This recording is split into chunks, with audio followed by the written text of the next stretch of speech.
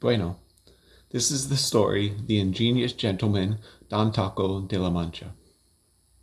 Un hombre called Donaldo Trump had retired as a businessman to a small pueblo called Mar-a-Lago. He had been a successful businessman, más o menos, and he could have lived out the rest of his days, enjoying the finer things in life and playing golf, and he would have done just that. However, Senor Trump was not happy, and he was determined to become something more, and so he immersed himself in the world of news, Fox News, and conservative radio in particular. He did nothing but consume this drivel all hours of the day. Aside from eating hamburgers and drinking Diet Coke, Donaldo consumed nothing but conservative news. And in a short period of time, his brain shriveled into almost nothing. He could do nothing but rant against the radical left and the dangerous immigrants and transgender people. He could do nothing but decry how terrible America had become. And it was then that he looked up at the ceiling of his bathroom and saw a light, and he was convinced the light, a regular halogen bulb, was a sign from Jesucristo himself, telling Donaldo he was the chosen one to save the world. He declared himself to be Don Taco de la Mancha, and that he was destined to lead the free world and make America great again. This hombre started off by hosting a rally at the Four Seasons golf course, which he was convinced was the Castillo of a great king. He announced that he was running for the dictator of the free world, and that Jesus himself would have wanted Don Taco as president. Dictator of the world. The auto mechanics there all thought he was insane but laughed in his face because someone like him would and could never be elected. He then demanded that the king, who was actually the lead mechanic, gave him his blessing, which the mechanic gave simply to get Don Taco to stop babbling, and Don Taco went on his way now that he had the king's approval to become dictator of the world. Don Taco then set off on his golf cart, which he was convinced was a chariot of freedom and justice, and he drove it off to complete his mission. Don Taco stopped, though, when he passed by a lawn covered in American flags and crosses. Don Taco knew he needed a number 2, and he was convinced that this man would be him. Now, Don was convinced he was destined to be leader, but the man he found here was not convinced that the Don was leader material.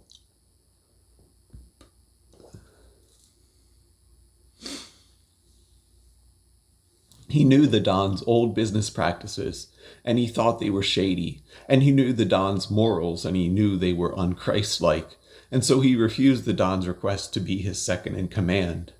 But then Don Taco offered the man riches and fame and a kingdom of his own, and the man, even though he was convinced the Don was insane, never could say no to money, and so he followed the Don's golf cart in his own John Deere Gator. Don Taco thanked him and named him Tonto Panza, because he was so smart. They set off at once into the American Midwest, and they came upon a field of windmills. The Don decried them as terrible tools of brainwashing put there by transgender and radical feminists and eco-warriors, and he set off at top speed on his golf cart. He rammed un windmill, thinking it would topple with the power of his great chariot, but it only managed to topple Don Taco, and he went flying from his cart, his tan gordito ass flying off into a sand bunker. Tonto hurried after the Don, asking why he was so reckless. The Don laughed when he got to his feet, raised his fist at the windmill, and declared that he had meant to do that, and that the windmill would rue the day it messed with Don Taco de la Mancha, and that he would sue the ever-living hell out of that particularly ungracious windmill. Don Taco, along with Tonto, set off for the west of the U.S., both because he fashioned himself something of a vaquero, and also because he needed to make his name more well known. He held a rally of 100 people in a small town in Kansas, though the Don proclaimed that it was the biggest rally anyone had ever seen. He rambled incoherently for nearly an hour and again announced that he would soon be dictator of the world. The people all laughed, and Tonto could see why, but no matter how much the people laughed, the Don was resolute in his greatness, often proclaiming, Oh, the greatness of me, never greatest hombre will there ever be. And the Don continued making rallies, and they became bigger and bigger, and the Don used bigger and bigger words like tremendous and beautiful to stun the crowds, and little by little, to the shock of everyone, including Tonto, the people declared that Don Taco was going to be the dictator of the world, and they chanted their slogan for all to hear: Make America Great Again. Ahora. After that, Don Taco was unstoppable. His name was graffitied all over the cities of Los Estados Unidos, y his hat was worn by men, women, and niños alike, who wanted to mimic the great Don. However, the Don was convinced the evil radical and transgender feminist Democrat socialists were not going to allow him to become the dictator of the world. And so he met with some of his followers in a small park not far from the capital and said that they should march peacefully on the capital. The followers said they would march peacefully, but they had no intention of doing so. Tonto thought the Don was a fool for believing them, but thought that the Don's heart was in the right place. So, the followers marched on the capital and took over the building and displace. The Don became the dictator of the world. After that, he pardoned his followers and professed to Tonto that now they could begin to set their mission in motion and make America, nay, the world, todo el mundo, great again. Tonto saw that he wanted to help people and save the world, just like Jesucristo. Tonto conveniently ignored all the free Diet Coke and cheeseburgers that were airdropped to them every night, and the meteoric stock rise of Don Taco's businesses. But Tonto really did not understand business a lot, and he knew the Don was a good man. But not all saw it that way. The radical socialist, fascist, liberal ideologues, the Democrats, thought that Taco was dangerous and fought back against him. They told the people that they must follow the Democrats because they were the rational ones, the ones following the rule of law, the sensible ones. The Democrats, however, completely missed the memo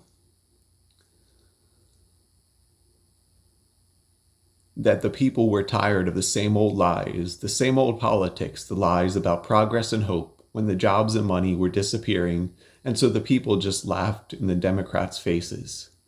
But the Democrats continued on and one day sent one of their own to defeat Don Taco, a man they called Don Bernardo de Nueva York. The two Dons met at Erwin Park, at Central Park, in fact, and it was decided that they would have a duel. The two were given pistols, but Don Bernardo objected and said that the two must only use words to attack one another. Don Taco did not like this idea, but respected Don Bernardo, and so the rules of the duel were set. Don Bernardo went first, telling Taco of all the harm his reign had caused, all the harm to the poor, and to the environment, and to many other things besides. And before Don Taco had a chance to react, a great fissure, un tormento, brewed in his cerebro, y Don Taco was suddenly aware of the truth, and he was horrified and fell over and fainted in shock. When the Don woke up, he called himself Donald Trump once again and told Tonto he would no longer watch Fox News or try to lead the people. But what will the people do? Tonto asks. We cannot trust these crooked politicians. We need a change. We need you. Donaldo smiled and then looked at Tonto in the eyes. Oh, my dear, naive Tonto. Mi niño, I am crooked too. And with that, Donaldo passed away, though Tonto made sure that his tombstone read, Don Taco, so that the people did not lose hope. And in the days and weeks after he passed, the people mourned him, not because he saved the world, but because things got much, much more corrupt after he left. The end.